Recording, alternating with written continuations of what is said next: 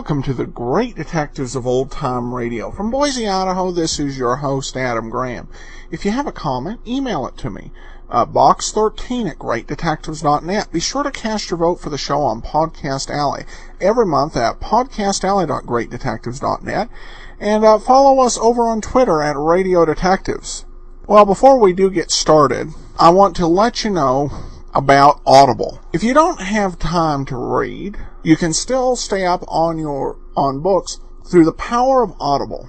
Audible has nearly 100,000 different selections for your listening needs. From New York Times bestsellers to classics, you can enjoy a little bit of everything with Audible. You get one audiobook per month included with your membership, and then you get a 30% discount on any additional audiobooks you might want to purchase. And they also have some great audio dramas from the BBC and the Colonial Radio Theater that I think you'll enjoy as well. If you want to try Audible and get a free audiobook, go to audibletrial.com/greatdetectives. That's audibletrial.com/greatdetectives. Now it's time for today's episode, The Triangle Murder Case.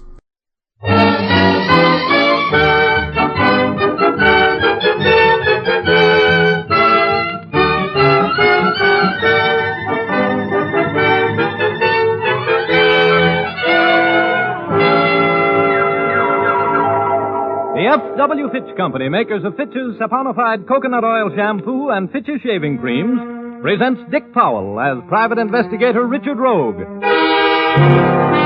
in Rogue's Gallery.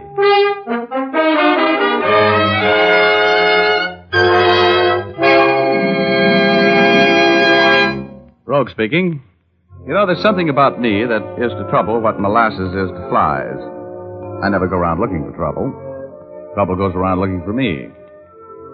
Now, take that afternoon a few months ago when I walked into the press room of the Hall of Justice and found, among others, Clark Ames, the young City Hall reporter for the Chronicle, expounding on his favorite subject, a deep hatred for a man named Fred Curtis, nicknamed the Alibi Master.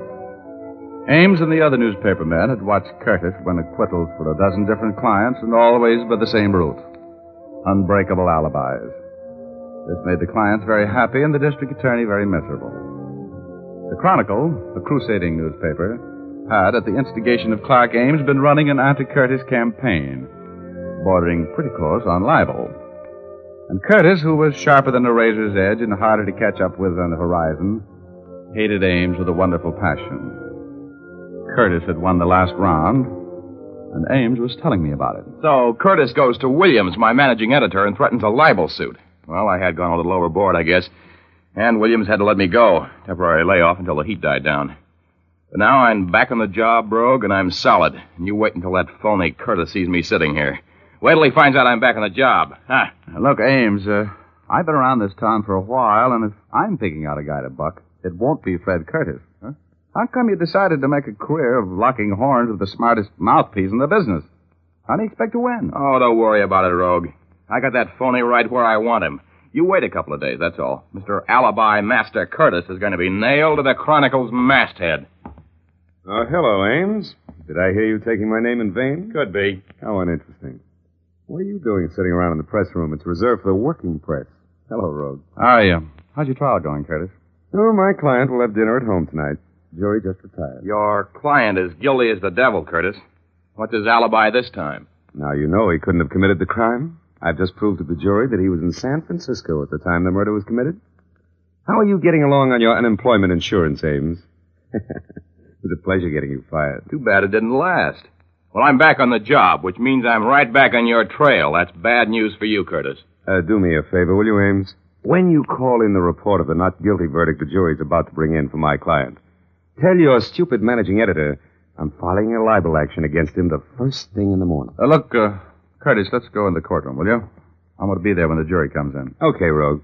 Oh, here, Ames. Here's $10. Go get a haircut, will you, kid? And have your suit pressed. And don't forget to spell my name correctly when you phone that story in. Here's your 10 right in your face, Curtis. I'll see that your name is spelled right. In the biggest type in the shop, right at the top of the page when you're tried for falsifying evidence. And that's going to happen to you awfully soon, wise guy. Here. Take it easy, Ames. Oh, let him talk. Let me give you something to kick around in that warped mind of yours, Curtis. You remember a guy named Don Thompson? Your alibi witness for Ed Harris a year ago. I'm sure you remember Thompson. What about him? Would it put a crimp in that famous poise of yours if you knew that Thompson had given the Chronicle a signed and witnessed statement admitting that he had perjured himself in that alibi statement for Harris? That is preposterous. Is it? Well, you'd be in quite a spot if the Chronicle happened to have a statement like that, wouldn't you, Curtis? A statement that swears that you paid Don Thompson $1,000 for the perjured testimony that kept Ed Harris out of the gas chamber? That'd sure stop your clock, wouldn't it? Have you been drinking, Ames? You sound even a little more illogical than usual. Oh, that's right. You like logic, don't you? Mm-hmm. Well, figure this one out. I've been trying for some time to get convicting evidence on you. You got me fired for trying. The Chronicle was scared of a libel suit. But all of a sudden, my managing editor, Williams, doesn't seem to be very afraid of your suing the paper. Now, what could be the reason for him giving me my job back? It could be that statement from Thompson did it, couldn't it? All right, now sweat it out, Curtis. You'll be seeing your picture in the Chronicle with bars in front of you and a number on your chest in about 48 hours. Not even one of your phony alibis can keep you out of this rap, big shot. I suppose I should be annoyed by such juvenile threats, but I just don't seem to be able to take you seriously, Ames. And the next time I give you my attention, you'll never work on a newspaper again. Coming with me, Rogue? No, not now, no. I think I'll stay here and use the telephone.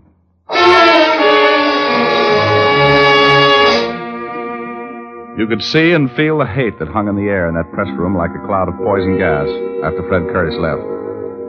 Clark Ames went all to pieces as soon as we were alone, paced the floor, said he'd talk too much. He was as worried as a man with a 3-horse parlay and 2 winners. Pretty soon, though, he left, and I used the telephone to call a couple of girls I know. They weren't home. I was about to give up and go to dinner by myself when I turned around and saw Betty Callahan standing there behind me, looking like $1 million, which is a nice figure, which is what she has, if you know what I mean. Betty had a funny little quizzical smile on her face. Hello, Richard. What's the matter? Aren't you having any luck? Well, honey, I was just going to call you. You mean that if Alice isn't home and Liza doesn't answer, I'm next in line? Oh, now, you know better than that. You're always first on my list. Remember, Richard, I was standing here when you were phoning. Sure. I was just trying to get a substitute, that's all. Uh-huh. Well, what do you want? The names of some girls and a few phone numbers? Now, don't look at me like that, Betty. The only reason I was calling those other girls was because I couldn't find you. Well, I'll forgive you if you'll take me to dinner and then to the theater to see Cholula Bankhead. Oh, my goodness, you have such expensive taste. Oh, really, my dear man. I have something infinitely better. I have 2 passes for the show. Well, good. I've got 2 passes for a drive-in. Come on, I want to see if I can walk through that door without eating the jam off of it. I'm hungry. So am I. That's the only reason you have a date with me tonight, Richard. Well, then come on. All through that hamburger, I kept dividing my thoughts between how such a little girl could eat so much food and that scene in the press room at the Hall of Justice. I knew Fred Curtis for what he really was, cold-blooded and completely ruthless. I remembered that look in his eyes as he left the press room. A little puzzlement, a little fear, and a great deal of malice. Even if nobody else believed the story Ames told, I was sure that Curtis more than half believed it. And that meant trouble for somebody.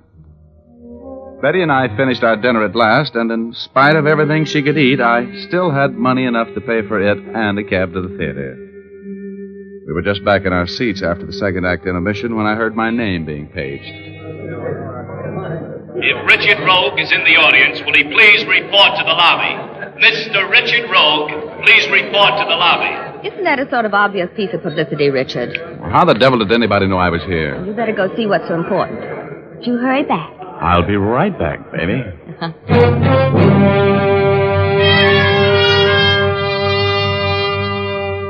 I had a bad hunch as I walked up that aisle. Those little chills that always race up and down my spine when I'm walking into trouble were acting up. I didn't know what to expect as I walked out into the lobby. Then I saw Clark Ames standing there. His face was as white as a dove's wing, and his eyes had the strained look that is the aftermath of seeing violent death. Rogue. Yeah, what's the matter, Ames? You look like you've seen a ghost. I've seen something worse, Rogue. You got to come down to the Chronicle with me. Now, get a hold of yourself. You're shaking like a dice cup. What's the matter? Williams, my managing editor, was just killed. Huh? Murdered in his office.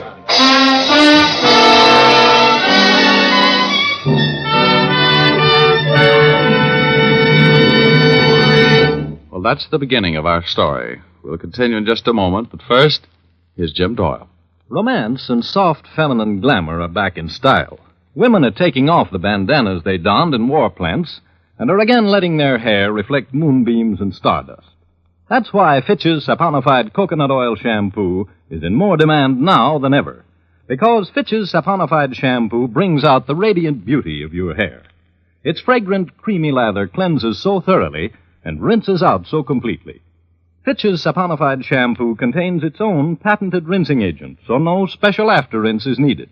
And best of all, you can wash your hair as often as you like with Fitch's saponified shampoo, and it will never become dry or harsh feeling. That's because this shampoo is made from pure, natural oils that keep your hair ever soft and lustrous.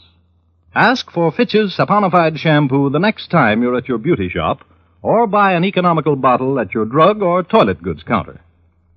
And now we return to Dick Powell as Private Investigator Richard Rogue in Rogue's Gallery.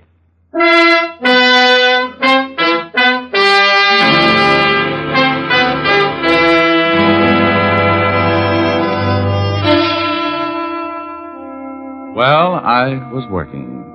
The publisher of the Chronicle was paying me $1,000 for putting the long, cold finger on the murder of Williams, the managing editor. I was pretty sure I knew who the murderer was, so it looked like a soft buck. When Ames and I arrived at the Chronicle, homicide was already there. My friendly enemy, Lieutenant Urban, was in charge, as usual. He walked over from where he was examining the remains of the late Mr. Williams. Hey, Sam, help me with this. What are you doing here, Rogue? Now, Urban, you know whenever anything comes along you boys can't handle, they always send for me. Who's paying you? The publisher of this paper. Now, shall we go on with the third degree, or shall we get to work on the murder? What do you know about it? More than you do. When was he killed? The medical examiner says he got it about 2 hours ago. Stabbed to death with his own copy shears, huh? Yeah, the last edition had already gone in. No one else was in the city room when it happened. Found a motive? Well, look at the office. Every file's been emptied. The murderer was looking for something, Rogie. Yeah, I wonder if he found it. You wouldn't know what it was, would you? Yeah, I might. I might at that. I heard the Chronicle had a signed confession from Don Thompson. They were going to run it tomorrow. Now, what was Thompson's confession? Come on, Rogue, you might as well give me all of it. Well, it seemed Thompson was confessing that he had been paid quite a sum of money for a job of perjury by Fred Curtis, commonly known as the alibi master. In words of one syllable, so you can understand it, Urban, Thompson sold the Chronicle information which would have put Curtis away for about 10 years. Curtis, eh? Well, looks like this is going to be a simple case. Could be, yes. Hey, Ames, you know where Williams kept that Thompson confession? It was in the top drawer of this file. It's gone. Uh-huh. Well, I guess that settles that, Urban. That's too easy. Curtis knows every trick in the book. Hello, Urban. May I come in? Yeah. We were just talking about you, Curtis. You're very welcome. I figured I would be. Why did you kill him, Curtis? You knew you'd be the number one on the suspect parade. Oh, that's not very smart, Rogue. If I had killed him, I would have been much more clever about it. I wasn't within 100 miles of here when he was killed. Well, that sounds familiar. I know I'm wasting my time asking this, Curtis, but you can prove that alibi, can't you? Of course. I was on my ranch in Antelope Valley when I heard over the radio that Williams had been killed. I suppose my friend Rogue has told you of the fantastic story a drunken reporter named Ames was shouting in the press room at the Hall of Justice today. Yeah, I told him. He knows all about it. Oh, incidentally, Thompson's little composition is missing. The man who killed Williams lifted it. Very convenient for you, wasn't it, Curtis? Convenient? Oh, there never was such a confession. There couldn't have been. Because there wasn't the slightest background of truth for the wild tale Ames told today. Okay, Curtis. We'll let you know what we think of the story after we've checked your alibi. You were on your ranch in Antelope Valley when you heard the report of Williams' death. Yes. That's about 100 miles from here, right? Approximately. As soon as I heard the report of the death, I knew I would be a suspect. So I started to town. I stopped in a bar in Palmdale for a drink on the way in and then came directly to the Chronicle office without stopping. My car's at the curb now in front of the building. Ryan, check those alibis. Oh, they'll check, Lieutenant. I'm sure they will. The alibi master would never slip up on his own alibi. That's right. I'm sorry to disappoint you, Rogue. And I'm sorry to be disappointed, Curtis. You sure you don't know anything about this murder? You You didn't hire someone to do it for you, did you? Of course not. I had nothing against the man. Why should I want to kill him? You can go, Curtis. We'll try to break that alibi or find the boy you hired. Until we do, take it easy. Thank you, Lieutenant. Oh, you can reach me at my office if I can be of any further use to you. Oh, Curtis, are you going back toward the Biltmore Theater? Mm-hmm. I got to get back there. I left my car there. And, oh, brother, Betty. Ooh, she'll massacre me. I'll give you a lift. Come on, Rogue.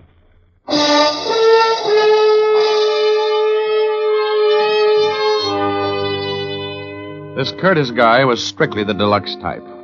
His car was a long, sleek black job a few sizes smaller than the Queen Mary, but with approximately the same amount of power. We got in. Curtis turned on the ignition, and the gas gauge swept clear across to full. Curtis had said he drove directly from the bar in Palmdale to the Chronicle office without stopping. About 70 miles. Mr. Curtis's carefully planned alibi was not so carefully planned. I was enjoying a short ride with a murderer. He saw my eyes on the gasoline gauge, followed them with his own, and then put his hand in his coat pocket. I knew there was a gun in it. As we drove away from the curb, I picked up a copy of the Chronicle, which had been lying in the seat beside me. I thought perhaps if I could hide my thoughts a little better, if I pretended a great nonchalance, with no part of which I felt. Curtis was not sure that I'd attached the proper importance to the story the gas gauge told. He was being nonchalant, too. I had a little dough riding on Prevaricator 7th today when I came out. Ought to be in that paper. Final results. Where'd you get it? I bought it in Palmdale. Then? This is the Bulldog edition. Oh. The Bulldog edition is sold only on the streets in Los Angeles. Yeah, that's right. I'm afraid I made a mistake, huh, Rogue? Yes, I'm afraid you made two of them, Curtis. This paper and that full gas tank. You didn't drive 70 miles in this gas eater without stopping and arrive here with a full tank, did you? You're very observant. Looks like you're cracking my alibi, huh? You killed Williams, didn't you? Yes, I had to. I had to get that confession of Thompson's. It would have ruined me. I owe that impetuous reporter a great debt for tipping me off to the Chronicle's plans for crucifying me. You, have any plans for me? Yes. Yes, I think I have it worked out. I'm going to drive you out to the suburbs to a spot I know that's probably deserted by this time. Now, if you were found there, shot... Aren't you overlooking something? If I'm found there, shot, Urban is going to pick you up fast. You're going to do better than that, Curtis. Well, if there were signs of a struggle and your wristwatch had been set an hour ahead and smashed to set the time of death, and I was at Lincoln Heights Jail talking to a client at the time the police would figure the murder took place, that might do it, don't you think, Rogue? No. It's no good, Curtis. You're slipping. In the first place, there's always the possibility that a shot would be heard. The district I have in mind is deserted by now, or will be before I consummate my plan. And Urban is no fool. He'll be awfully suspicious. Might give you the paraffin test on your gun hand. You know, I don't think you're going to handle the situation that way, Curtis. As a matter of fact, I'm going to be kind of hard to handle, even for you. You know, Rogue, it's amazing how fascinating crime, I mean the actual act of committing a crime, can be. Have you ever killed anybody? No. Now, look, Curtis, I suppose you know that you're going to get caught. I know nothing of the kind. Successful crime is nothing more than planning, careful planning. Oh, I'll grant you, Rogue, that I'm going to be suspected of your murder. I'll never be convicted for it. I won't take any chances. You're wrong, Curtis. You talk like a sick man. You can't beat the law. If you commit a crime, you're going to pay for it. Let's go down to police headquarters and talk this thing over with Urban. What do you have to win by adding another murder to your score? Mr. Rogue, I love life too much, and I love success too much to let anything stand in the way of my life as I live it. You just can't understand that, can you? You think that a man of my background and position must be horrified at the thought of taking the life of another human being. Well, you're wrong, Rogue. I have my own code, my own ethics. You know and I know hundreds of reputable businessmen in this town who spend their days and nights, their lives, grasping for money, for power over the lives of more and more people. Well, when one of them wrecks another man's life or his business, it amounts to a victory, which is celebrated by the wrecker at his club that evening. If the victim commits suicide, and he often does, they're sorry. That's all. It's just business. What are you trying to prove, Curtis? I'm explaining why I killed Williams. Why I have to make sure that you and the knowledge you have of my affairs are disposed of. It's a matter of business, Rogue. No, you're crazier than a coot. You know that, Curtis. You're not talking like a rational person. You're going to pay for this crime. Don't move. Put your hands back in your lap. I think you know that I won't hesitate to kill you here on the road if it becomes necessary. Set your watch up an hour. 1 hour, Mr. Rogue. Okay. You got a new plan? Yeah. We're on the outskirts of town. I'm going to stop the car when I come to an advantageous place. And I'm going to knock you unconscious with a tire iron, smash your watch, throw you onto the road and run over you. To all appearances, your murder will be the result of a hit-and-run accident. I will have an alibi which will make it impossible for me to have been in the vicinity at the time of the accident. That, I think, is a perfect plan. It's full of holes. In the first place, Urban will check the tread on your tires, and in the second, he'll never fall for that smash watch trick. You'll never get away with it, Curtis. You've been buying up juries and alibis and evidence for so long that you forgot that they're honest people. People who can't be bought. Urban's one of them. He'll stay with you until he gets you for killing me, Curtis. Now, you'll have to come up with a much cleverer scheme than what you've thought of so far. Maybe you're right, Rogue. What are you doing? What I'm going to do now, Mr. Rogue, won't need any alibi. Look out, you fool. Curtis! Curtis! Give me that wheel! Sit back there, Rogue. Get your foot off that accelerator. You're going to hit... Turn that wheel! Give me that wheel, Curtis! Goodbye, Mr. Rogue. Let go of that wheel. Let go or I'll shoot.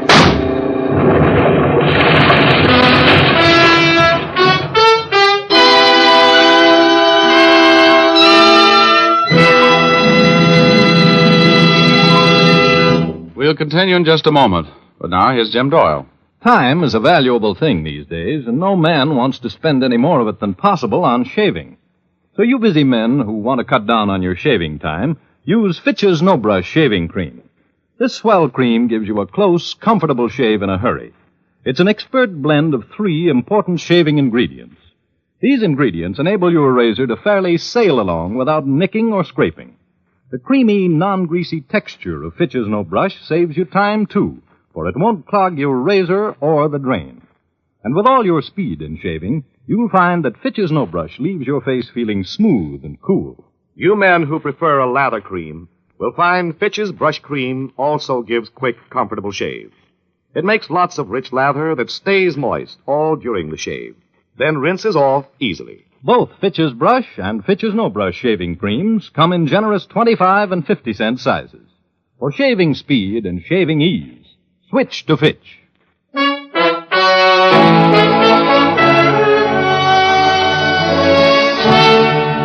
Now back to Dick Powell as Richard Rogue in Rogue's Gallery.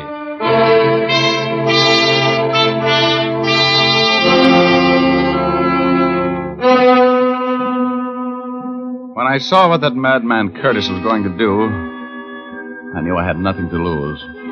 He had that big, powerful car wide open and heading straight for a stone wall. I tried to grab the wheel and turn it. He fired at me just as we crashed into the wall. I only remembered turning the wheel enough to deflect the shock a little. Then I was on cloud number 8. Hugo was there, waiting for me. Hello, Chief. You had a close call there. Hey, Hugo, where have you been? Well, I had a little trouble with the OPA about Cloud 8, and I had to go and see them. Oh. Then I had a tough time getting a reservation back. But I'm glad to see you, Rogie, with your usual bump on the head. Oh, am I dead? Only the good die young, Rogie. Hey, you got company. An old friend of yours is up here. Look, over on Cloud 9. See him? Oh, Curtis. He isn't dead either, huh? Oh, no. But I sure thought I was out of a job when I saw you slamming into that wall, Rogie. You ought to take better care of yourself. For me. Yeah. Look, I gotta get out of here, Hugo. How badly am I hurt? Oh, you're okay. That car was built to take it. You won't be playing any gin rummy for a while, and you can't collect on your insurance. Give me a little boost over the side. Will you, Hugo? I gotta get downstairs before Curtis does. Sure, Chief. Here There you go. So long, Rogie.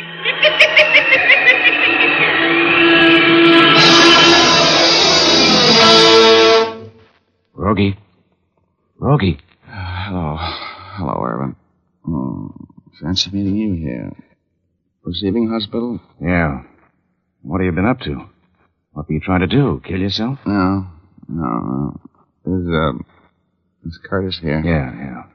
No, I'll ask the questions. What happened? How badly is Curtis hurt?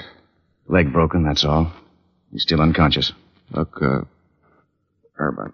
He killed Williams. He tried to kill me. He admitted it, eh?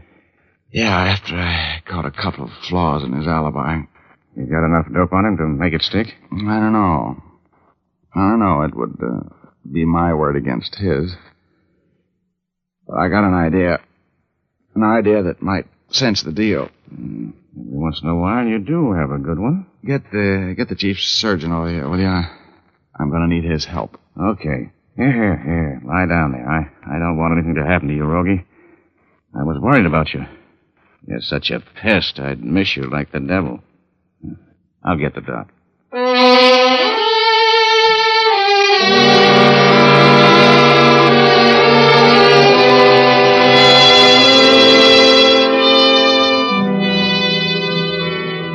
When I outlined my scheme to the chief surgeon, he looked for a minute like you might call him the head of the psychiatric ward. But with Urban's help, I finally got him to agree to play it my way. He bandaged Curtis from head to foot, put constricting straps across his chest, and cinched him down like a saddle on an outlaw horse. Then they put him in an oxygen tent and brought him out of shock. Urban pulled out all of the stops as he stood by the side of the hospital bed and talked to the murderer, like a father. Curtis, can you hear me? Yes. Who is it? Lieutenant Urban. Did the doctor give you the bad news yet? Yeah. Crushed chest. Nothing they can do, I guess. No. You haven't got long to live. Anything you want to tell me? Might as well go with a clear conscience. Did you kill Williams? Yeah. Yeah, I killed him. I had to do it. I killed him.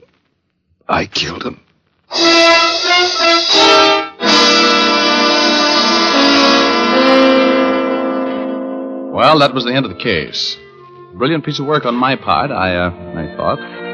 Going through that little tableau of making Curtis believe he was on his deathbed and had nothing to lose by confessing the murder. And, I love that Urban. He's so proud of the fact that he confined his remarks to the truth when he was talking with Curtis. All he said was, "You haven't long to live." Remember? That was true enough.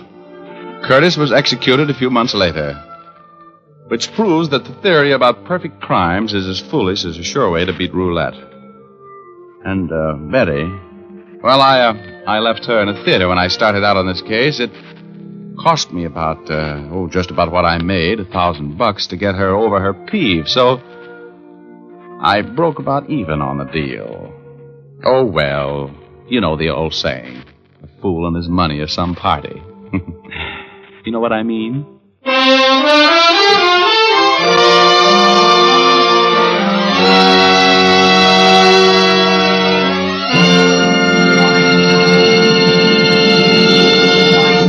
This is Dick Powell again, ladies and gentlemen. Hope you enjoyed our story tonight. Ray Buffum wrote it. Leith Stevens composed and conducted the music, and D. Engelbach produced and directed. Don't forget, you've all got a date with us next Thursday night. We have a story for you about the last time Rogue saw prison. So make a date with us, will you? Thanks for listening. And now, once again, here's Jim Doyle. Be with us again at the same time next week. Oh, and be sure to see Dick Powell in his latest RKO picture, Cornered, at your local theater soon. Remember, tune in next Thursday, same time, same station, when you will again hear Dick Powell as Private Investigator Richard Rogue in Rogue's Gallery.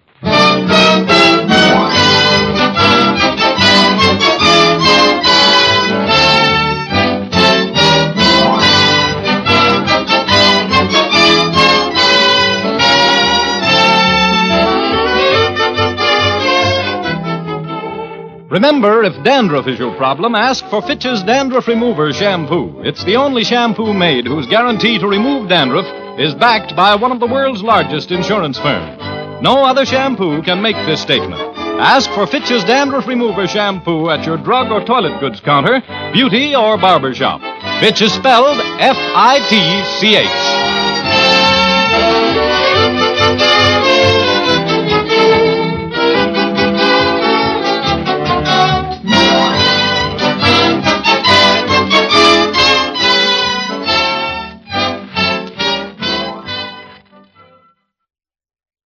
Welcome back.